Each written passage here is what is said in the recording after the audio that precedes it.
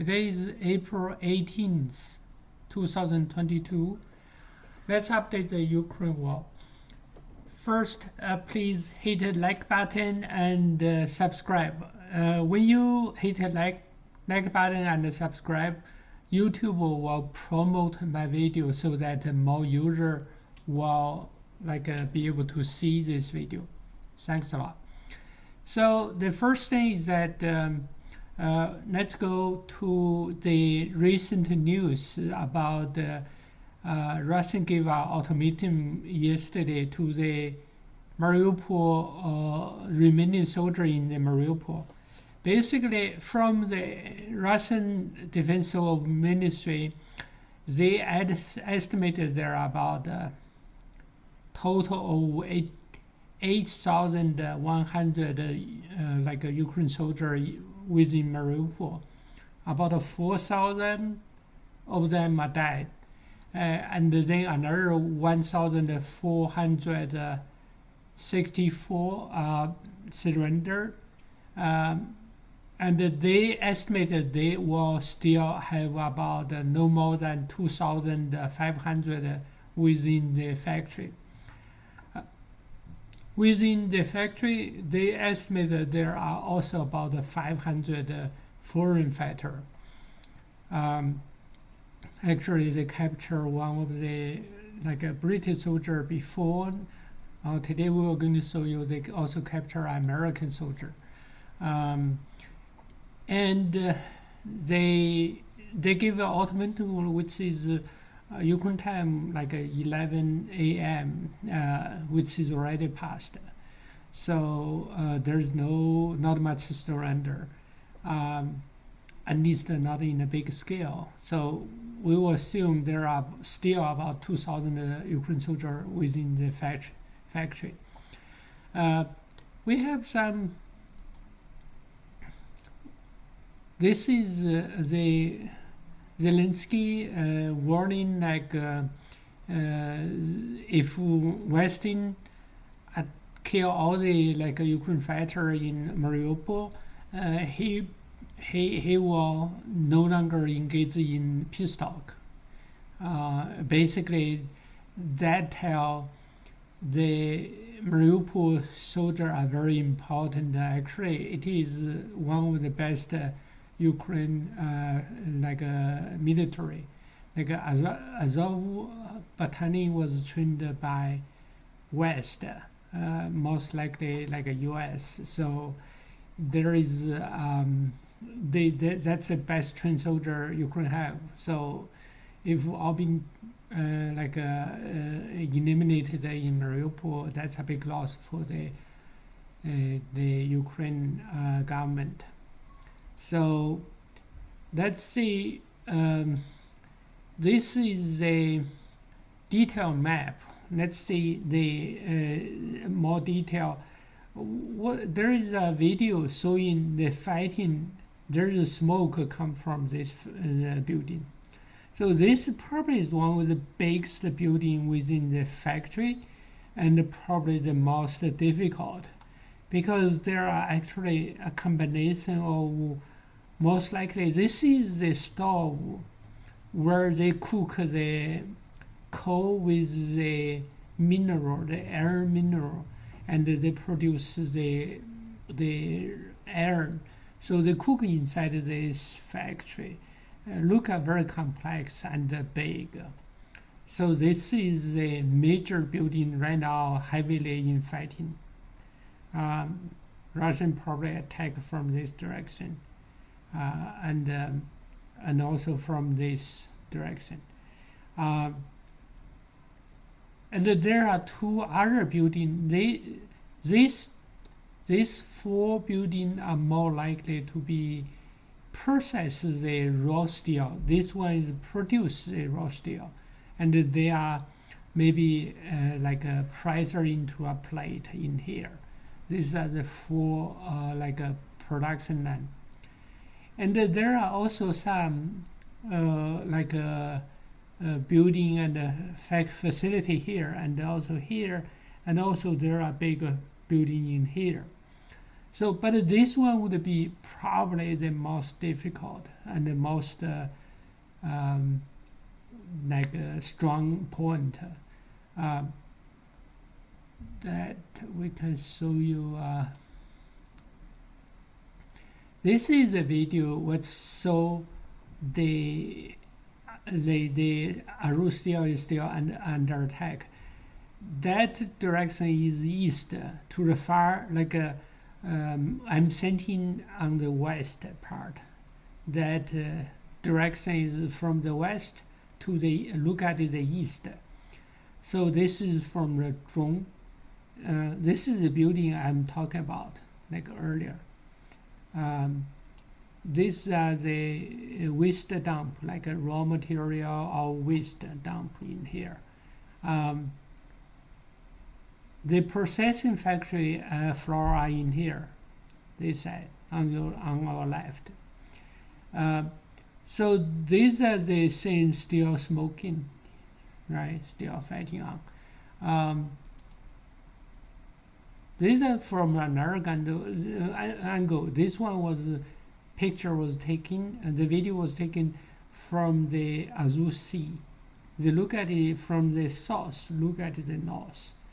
The smoking area is the place where I see under attack.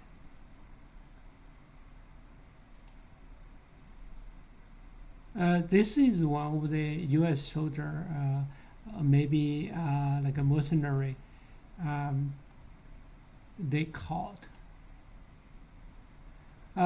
This is Mr. Jiang Mesmer. I talk. He's probably the #1 expert in Russian-Ukraine war.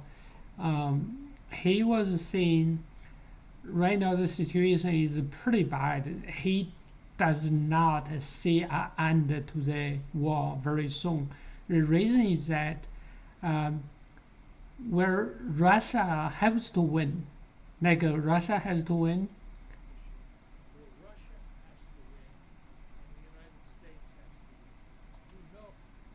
So the United States has to win. So this basically is kind of a proxy war, and both United States and Russia want to win the war. So that means because both sides has a lot of resources, they were throwing more resources. So it's not easy to see the war has an end. That's pretty bad news. But that's the expert saying. I talked to someone still living inside the Ukraine today, and she and her husband and the children go from Dnipro to the west part of the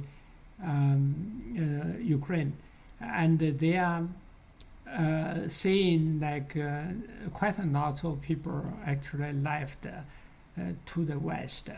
And there was another video shot in Kramatorsk, and that city has about 85 to 90% resident already left.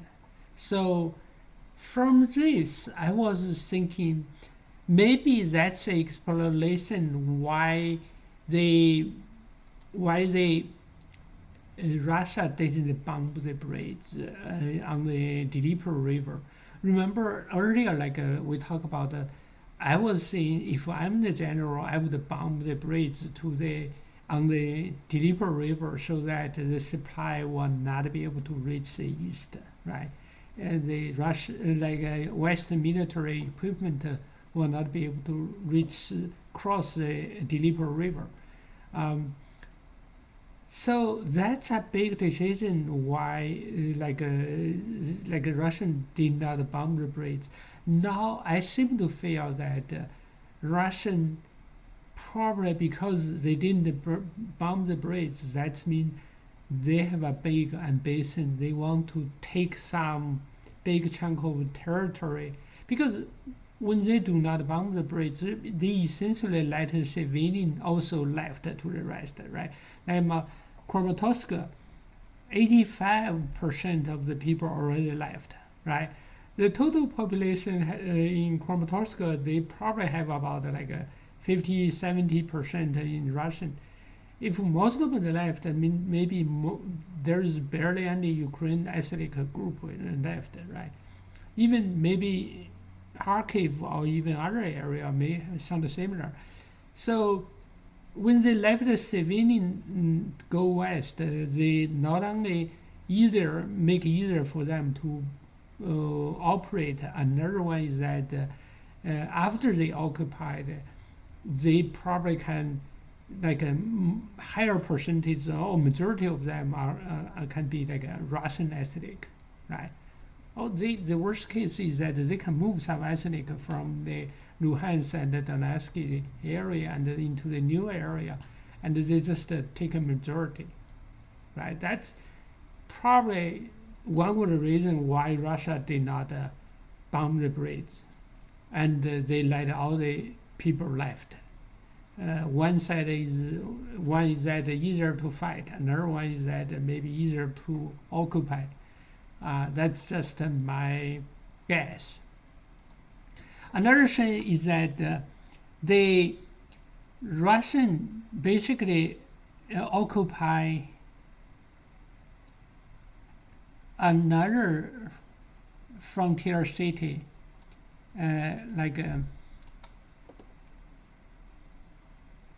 to the west of Irum. This small village, and there is a tendency that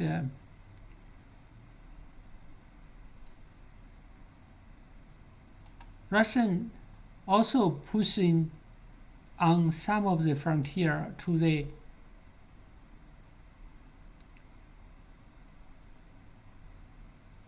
there are unconfirmed information Russia to start attack Roritz and Liman. I didn't get see any official information, so these are not from the official channel. I would say the attack probably just a drone bomb, not really from the infantry. Because when the new General Alexander come to power, his style seems to be that he's starting to bomb the infrastructure, like oil depot, the tank factory, missile factory.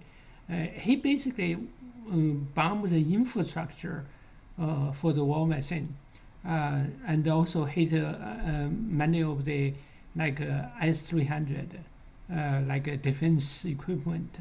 That is every day he's doing that, hit not so sending in the airplane bombard or missile bombard, take out the military infrastructure, like the base, the factory, and the supply, like oil and basic infrastructure, kill the machine for the war, right? So from that, we can see maybe this will continue for another few weeks. Then probably within next 2 days, the Mariupol will fall, right? Within a few days, the Mariupol will fall. The soldier probably will take some rest, maybe a few days.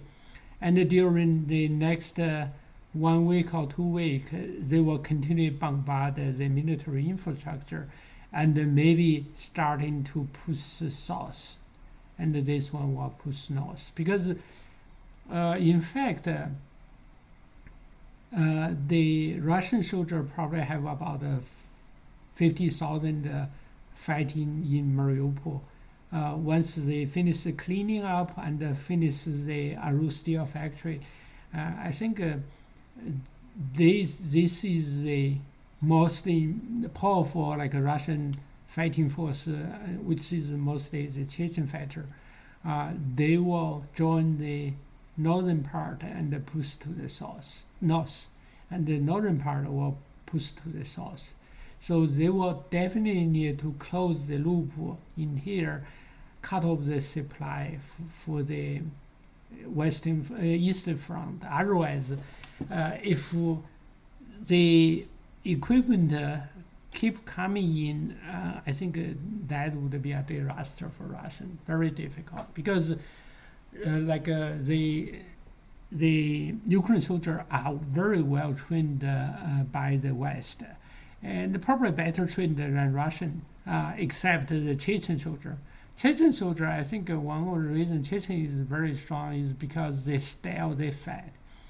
They just, in any case, they will send in tank first, blast all the building, kill all the soldier, and before the infantry come in, right? Or the infantry, anytime they encounter any resistance, they will call in a tank. I think that way is more reliable than the northern part of the Russian army, which is just maybe like 8,000 in a group, and they come in and the Ukraine soldiers go between the group, attack around the group, right? Because the Russian group and another group, they are not connected, so they don't have a unified defense. They are very porous in terms of defense.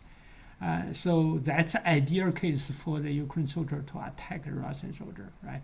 Because Russian soldier will be attacked in all direction, right? Instead of you push, I think the good thing the Chechen soldier did is that once they pass through, there is no more resistance. They make sure their back is safe, right? They only attack from forward.